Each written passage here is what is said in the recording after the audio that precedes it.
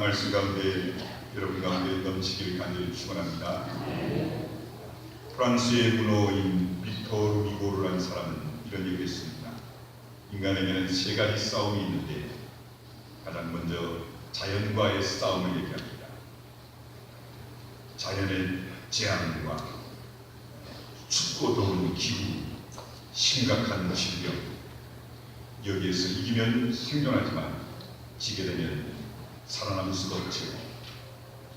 두 번째 싸움은 인간과의 싸움을 얘기합니다. 이웃을 협조자로 반가운 사람으로 사랑하는 사람으로 대하지 못하고 이웃과 더불어 피 터지게 싸워야 하는 살벌한 긴장관계를 말합니다. 사실 여러분, 상점에가 조그마한 물건 하나를 사면서도 우리는 신경전을 벌이지요. 어떻게 하면 속지 않고 좋은 물건을 싸게 살 수 있을까? 사는 사람의 입장과 파는 사람은 어떻게 하면 좀 더 많이 팔고 돈을 더 받을 수 있을까? 이런 팽팽한 긴장관계가 이루어지지요. 왜 이래야만 합니까? 심지어 부부간에도 누가 주도권을 잡고 사느냐, 누가 잡혀 사느냐, 지배하느냐, 지배당하느냐, 팽팽한 긴장관계로 평생을 산다면 그런 부부는 참 힘들겠지요. 세 번째 인간의 싸움을 리고르는 자기 자신과의 싸움을 얘기합니다. 가장 강력하고 무서운 적은 내 자신의 욕망과 나약함, 게으름과 늘 싸우고 있지요. 그래서 자기 자신을 싸워 이기는 자는 큰 성을 빼앗는 자보다 낫다고 그랬습니다. 성도 여러분, 여러분은 자신에 대해서 얼마나 생각하며 사세요? 자신에 대한 제어 능력이 자기에게 있다고 자신하십니까? 내가 나를 다스릴 수 있느냐? 나는 내 마음이 원하는 대로 살아가느냐? 내가 원하는 대로 살아도 아무 이상이 없느냐? 우리는 자연에 대해 고민을 많이 합니다. 자연의 재해로부터 벗어나기 위해 또 경제 문제, 정치 문제에 대해 많은 생각을 합니다. 인간관계에 대해서도 나 외에 다른 사람, 그와 나의 관계에 대해 많이 알지요. 왜 저 사람은 내게 이렇게 대할까? 왜 이런 인간관계를 지속해야만 하나? 좀 더 쉽게 해결할 방법은 없을까? 그런데 성도 여러분, 여러분은 자신에 대해 얼마나 깊이 고민하세요? 다른 사람 원망하지 말고 내가 피해자라고 생각하지 말고 내가 가해자라는 입장에서 한번 자신을 돌아보십니까? 나 때문에 불행한 사람이 얼마나 많은가? 내가 많은 사람에게 걱정거리가 되고 있지는 않은가? 결국 내가 문제가 아닌가? 그런 생각을 해보시냐 말입니다. 자기 진실, 자기 존재, 참된 자신의 모습을 찾으려고 여러분은 얼마나 고민하며 사세요? 어느 날 쇼펜하우어라는 유명한 철학자가 길을 가다가 골똘하게 뭔가를 생각한 나머지 앞에 사람과 부닥치고 말았어요. 대낮에 부닥치고 나니 상대방 사람이 도대체 이 사람이 뭐하는 사람이길래 두 눈 멀쩡히 뜨고 나를 들이받느냐 싶어 도대체 당신 누구요? 짜증을 내며 물었더니 쇼펜하우어 하는 말입니다. 바로 그게 문제요. 내가 누군지 내가 몰라 지금 고민하고 있는 거랍니다. 라고 했다. 성도 여러분, 스스로 자신의 참된 모습을 찾기 위해 여러분은 얼마나 고민하며 사세요? 이솝우화에 보면 파리와 나방 얘기가 나옵니다. 파리 한 마리가 맹날다가 냄새를 쫓아갔더니 이게 웬 떡입니까? 큰 꿀 항아리를 발견하고 쏜살같이 들어가 꿀을 맛있게 빨아먹습니다. 그런데 이 파리가 좀 더 많이 먹으려다가 그만 꿀 속 깊이 빠져들어 온 몸에 꿀 범벅이가 되어 더 이상 날 수가 없게 되어 죽게 생겼답니다. 이 모습을 날아가던 나방이 보면서 비웃으면서 하는 말이, 야, 여기서는 팔이야. 아니, 변두리에서 조금만 빨아먹어도 될걸 뭐 그 안에까지 들어갔다가 그 지경이 되냐, 이 미련 곰탱이야 했답니다. 그러는 사이에 해가 집니다. 주인이 등불을 켰더니 나방들이 등불 가까이 모여드는데, 불 가까이로 좀 더 밝은 곳으로, 더 밝은 곳으로 나방들이 모여들다 그만 등불에 다 죽고 말았답니다. 이 모습을 보던 파리가 하는 말이, 넌 나보다 더 바보다 했다나요. 자기 욕심, 자기 정욕, 자기 생각을 이기지 못해 끌려가다가 비참하게 되는 어리석은 모습을 지적하는 겁니다. 우리는 이 우화를 들으면서 내가 이런 어리석은 모습을 하고 살고 있지는 않은지 깊이 생각해 봐야 합니다. 자, 그럼 난 누군가요? 내 마음, 내 몸, 내 뜻, 내 습관, 내 성향 이대로 좋습니까? 이대로 괜찮습니까? 자신에게 한번 물어보십시오. 성령의 위대한 하나님의 종, 그리스도의 복음의 종 바울을 아실 겁니다.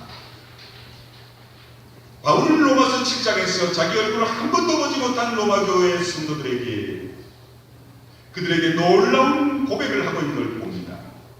바울은 로마 교회에게 보낸 편지에서 자기 옷을 다 벗은 것과 같이 적나라한 자기 모습을 그대로 고백합니다. 저는 그 본문을 읽을 때마다 어떻게 이렇게 진실할 수 있을까? 어떻게 이런 고백을 할 수 있을까? 바울은 참 위대한 예수의 사람이다 라고 느낍니다. 왜 그렇습니까? 나는 원하는 바 선은 하지 않고 원치 아니하는 바 악을 행하는도다. 내 지체 속에 한 다른 법이 내 마음의 법과 싸워 내 지체 속에 있는 죄의 법 아래로 나를 사로잡아오는 걸 보는도다. 오라, 나는 곤고한 사람이로다. 이 사망의 몸에서 누가 나를 건져내랴. 절박한 부르짖은 모습을 봅니다. 어떻게 자신에 대한 진실을 이렇게까지 말할 수 있을까요? 그리고 나서 주 예수 그리스도 안에서 내가 구원받았다는 구속의 은혜를 고백하지요. 자기 진실한 자기 모습을 바울은 알고 있었고 또 있는 그대로 고백하고 있습니다. 고린도전서 9장에 보면 바울은 내 몸을 쳐 복종케 한다. 나라는 존재 내버려두면 안 된다. 아주 처선 노예처럼 길들이듯이 철저히 복종케 해야만 되는 그런 존재가 바로 나다 고백합니다. 고린도후서 12장에 오면 더 절박한 고백을 합니다. 내 몸에 육체에 가신 사탄의 사자가 있는데 이게 아니면 나는 겸손할 수 없고, 이게 아니면 나는 교만하고, 이게 아니면 나는 은혜 속에 살 수 없는 존재입니다. 나는 못된 놈입니다. 육체에 가시가 있어 나를 계속 찔러야만 믿음 안에 설 수 있는 이 정도밖에 안 되는 존재입니다. 자신의 치명적인 약점을 고백하고 있습니다.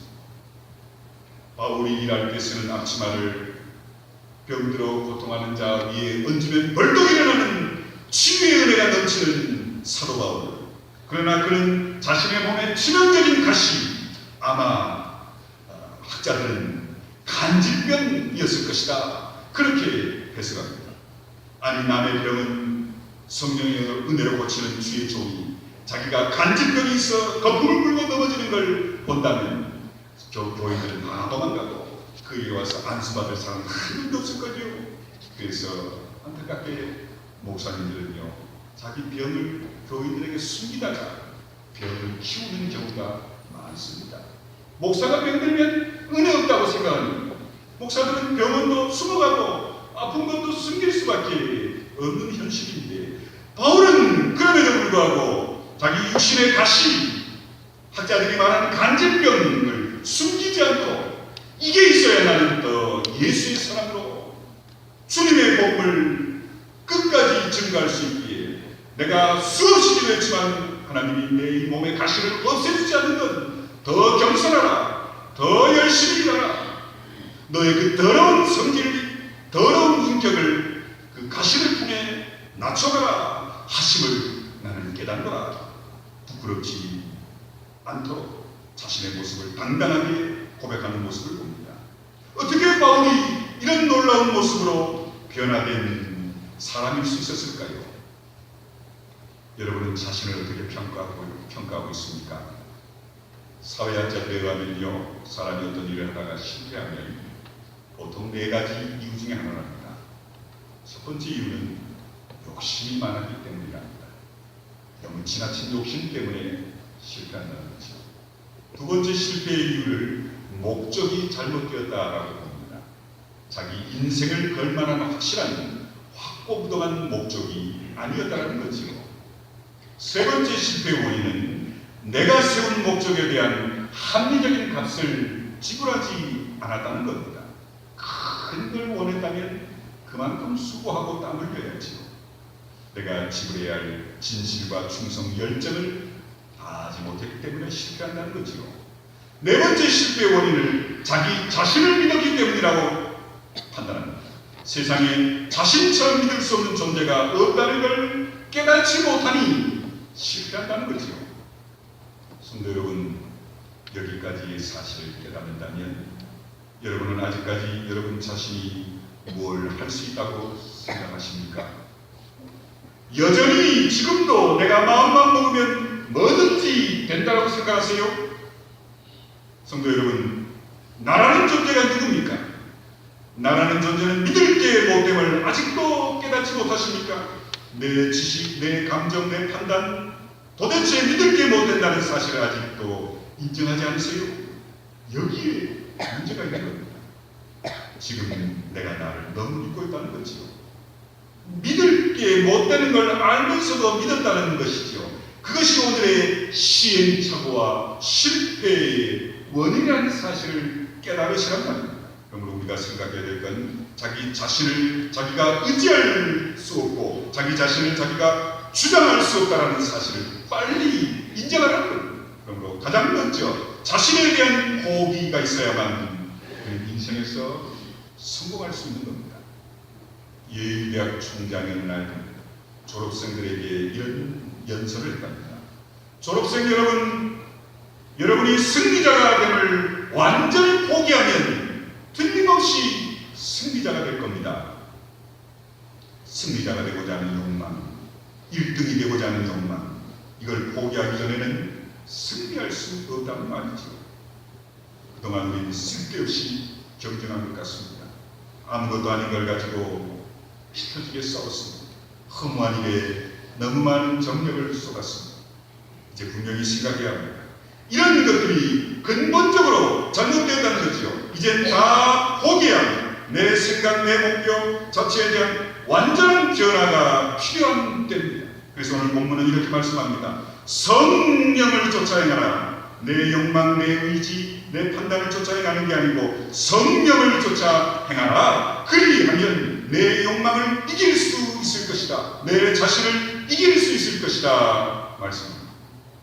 이 성경 말씀을 현대적인 표현을 빌리면 패러다임 스위치라고 할 수 있습니다. 패러다임이라는 말은 어떤 한 시대의 사람들의 견해나 사고에 근본적으로 규정하고 있는 테두리로서의 인식의 체계, 사물에 대한 이 이론적인 틀이나 체계를 패러다임이라고 합니다. 예를 들어 오래전에 이 지구상에는 천동설이 진리로 받아졌던 시대가 있었지요.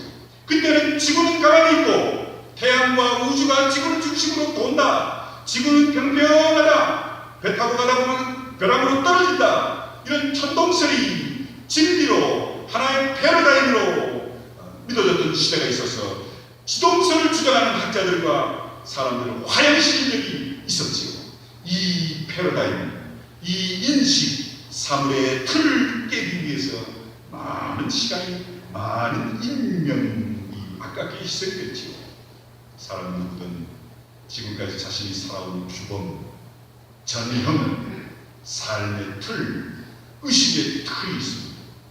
그런데 문제는 이런 나의 규범, 전형, 삶의 틀, 의식의 틀이 세상적이고 인간적인 것들이지 하나님이 기뻐하시는 게 아니었더라는 사실을 여러분 빨리 깨달으셔야 합니다. 자, 이제 하나님이 기뻐하지 않으시는 나의 패러다임이 있다면 이대로는 안 되지요. 바꿔야 합니다. 어리석은 자가요, 소신껏 살려고 하는 것처럼 답답한 일은 없습니다. 어리석은 자는 이제 그만 어리석은 자신의 생각과 소신을 돌이켜야 합니다. 어리석고 미련한 사람이 게다가 부지런을 떠는 것처럼 심각한 건 없습니다. 그럼 정상적 궤도에서 점점 멀어질 수밖에 없지요. 미련한 사람이 고집을 부리는 것처럼 가슴 아픈 일이 없지요. 그랬다가 자신도 망하고 남까지 망하게 하죠. 지금 한국의 정치판을 이끄는 사람들이 이런 모습은 아닌지 걱정스럽습니다. 이제 제발 생각 좀 달리 해야 할 때가 아닐까요? 세상적이고 인간적 우리의 생각, 삶에 대한 일대 전환이 필요한 때입니다. 옛날 어르신들께서는 밀어붙이면 돼, 안 되면 되게 해, 그렇게 밀어붙였지요. 이제는 그런 게 통하는 세상이 아닙니다. 고집 좀 그만 부려야 합니다.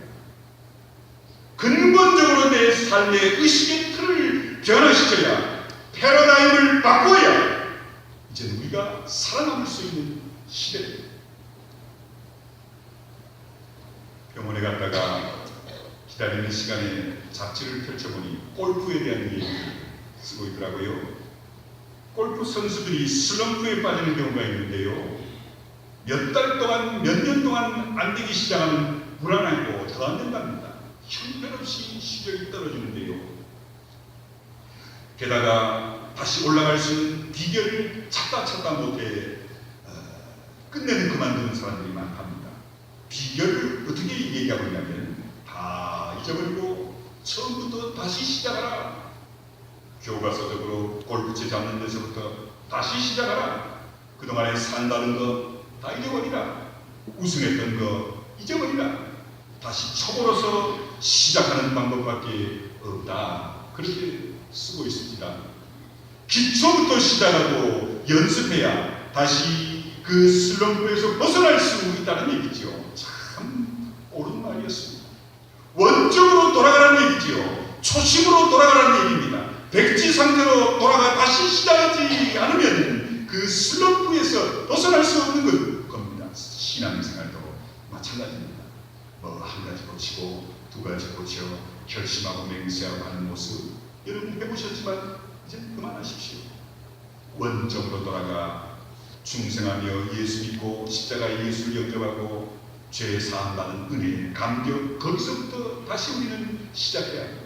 그동안에 잘 믿었느니 뭘 배웠느니 이래봬도 직분이 뭐니 쓸데없는 생각들을 다 버리라는 겁니다. 처음 믿을 대로 돌아가고 첫사랑으로 돌아가라는 말이죠. 다시 생각하라는 겁니다. 거기서 출발하라는 거죠. 이제 내 생각을 다 버리고 그저 어리석을 정도로 주님의 말씀을 따르는 게 지금 나와 내 가정, 우리 교회와 이 민족이 다시 회복될 수 있는 방법임을 깨달으시길 간절히 축원합니다. 바울이라는 인물은요, 당대 최고의 학벌과 가문과 또 많은 조건을 갖춘 위대한 인물이었습니다. 바울이라는 인물의 성격은요, 고집, 불통, 안하무인, 아무도 그를 막을 수 없는 정말 대단한 인물이었습니다.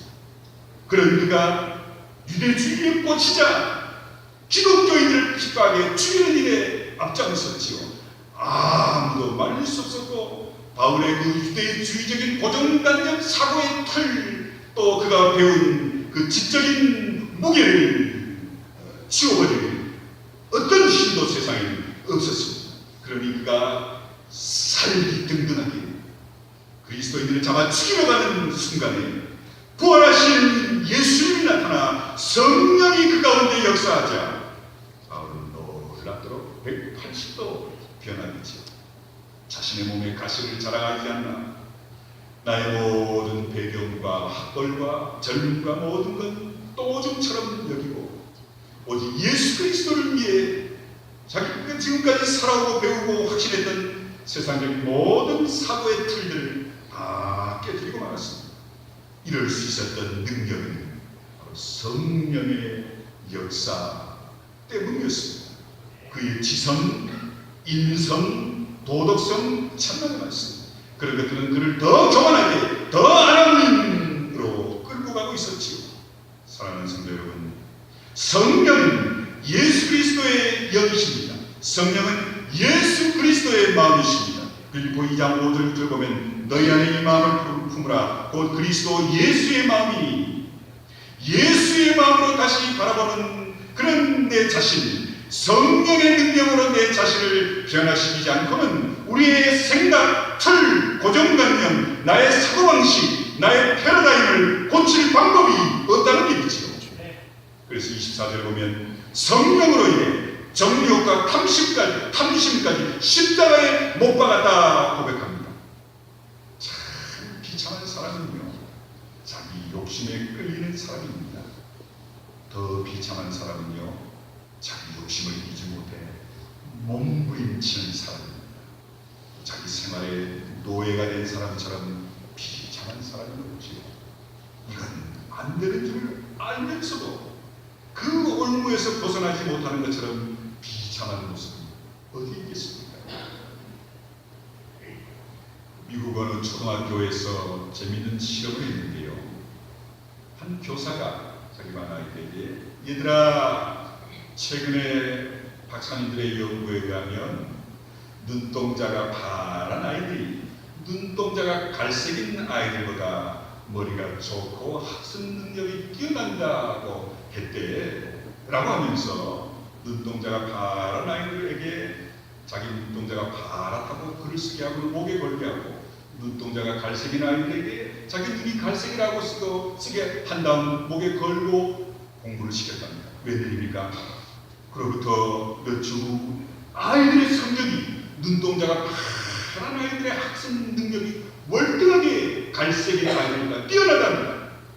이러기를 몇 달 후에 선생님이 다시 이렇게 얘기했답니다. 얘들아, 네 안에서 어쩐지 옛날에 내가 얘기했던 게 잘못됐대. 눈동자가 갈색인 아이들이 눈동자가 파란 아이들보다 학습 능력이 뛰어나고 머리가 좋대. 이게 웬일입니까? 그 얘기를 들은 다음에 눈동자가 갈색인 아이들이 학습 능력이 뛰어나고 공부를 눈동자가 파란 아이들보다 잘하더랍니다. 뭘 얘기합니까? 자신이 어떤 이미지를 갖느냐에 따라 같은 사람이라도 이렇게 천지 차이로 달라질 수 있다는 거지요. 기존의 잠재의식에 새겨진 이미지는 오히려 스스로의 한계로 작용한다는 겁니다. 예를 들어 혈액형 가지고 성격을 평가하죠. 저는 혈액형이 AB형입니다. AB형은 고집불통이고 A병인 남자하고 살지 말라고 그렇게 얘기를 하지요. O형인 사람은 아주 활동적이고 활발하다고 얘기하지요. B형인 사람은 감수성이 예민한 사람을 말합니다. 어디 다 그럽니까? 저도요, 고집 부릴 때 부리지 않을 일 안 부립니다. O형인 사람들도요, 아주 성격이 예술적이고 참 감수성이 풍부한 사람 많이 봤어요. 그건 확률이지요. 뭔 얘기입니까? 기존의 잠재의식에 나는 A병이야. 그런데 고집불통 또 대인관계가 원만하지 않대. 뭐 어쩐지 나는 그렇더라. 자기 자신의 스스로의 이미지를 가지고 자기 인생을 올가매는 거지요. 그러니 스스로를 한계적으로 자기가 가둬버린다는 겁니다. 그걸 바꾸지 않으면 자신에게 있어서 더 나은 미래로 도약할 수 없다는 겁니다. 성도 여러분, 이건 남 얘기가 아닙니다. 오늘 내가 자기 정욕, 자기 혈기, 자기 욕심, 자기 자존심, 자기 사고방식, 이 별거 아닌 것에 갇혀 사는 비참한 모습들을 우리 주변에서 많이 봅니다. 자기 생각의 틀에 갇힌 노예화된 성품의 비참함을 깨닫자는 겁니다. 이제 다 그만두고 다 떨쳐버리고 잘못된 의식의 틀, 잘못된 패러다임들을 과감하게 성령의 능력을 힘입어 고쳐야만 우리는 더 나은 인생, 승리하는 삶을 살 수 있게 되는 것이요. 부모 탓, 조상 탓 그만합시다.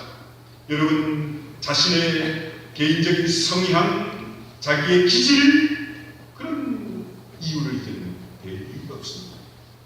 우리가 성령 안에 온전히 변화된 삶을 살 수 있고, 성령 안에 내 기질, 사고방식, 삶의 틀, 또 나의 혈기, 나의 속에 부모에게 물려받은 모든 기질까지도 온전히 변화되어 하나님의 은혜로 승리하는 삶을, 바울과 같은 삶을 사는 인생들이 되어야 하지 않을까요?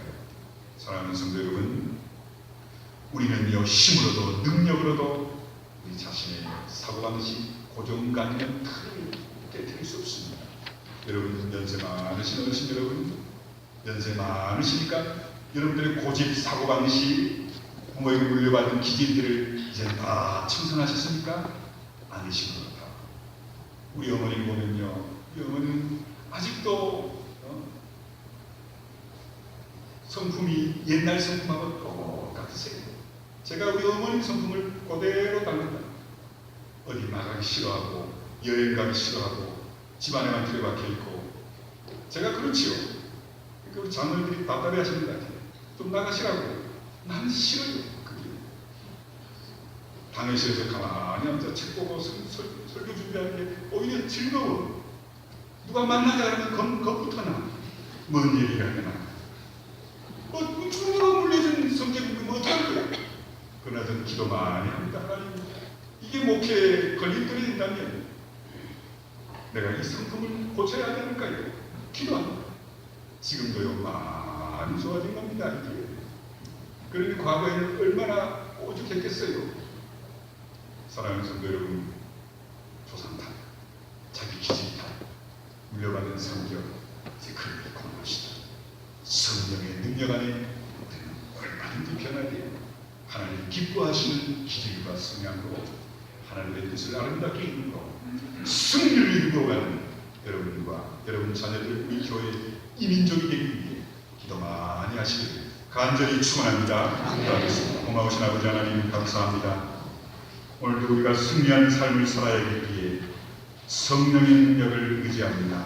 아버지 하나님, 우리의 못된 기질, 나의 잘못된 사고방식, 고정관념, 사고의 틀, 수십 년 동안 내가 살아온 습관들, 도저히 내 힘과 능력으로는 고칠 수 없는 것들, 성령의 능력으로 온전히 하나님이 기뻐하시는 모습으로 고쳐가게 해 주시옵소서. 하나님 복음에 협력하는 모습으로 고쳐가게 해 주시옵소서. 가정의 평화와 교회 부흥을 위해 나의 못된 성질, 기질, 타고난 성품들을 성령의 능력으로 고쳐가는 우리들 되게 주시옵소서. 그러므로 말미암아 승리의 삶을 사는 귀한 오늘 우리 성도들, 이 나라의 민족, 우리 가정, 우리 교회들에게 축복해 주시옵소서.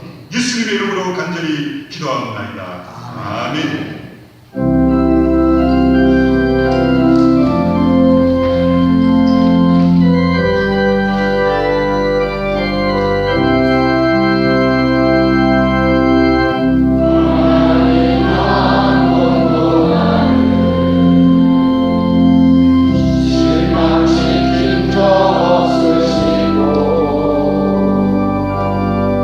언제나 공평과 은혜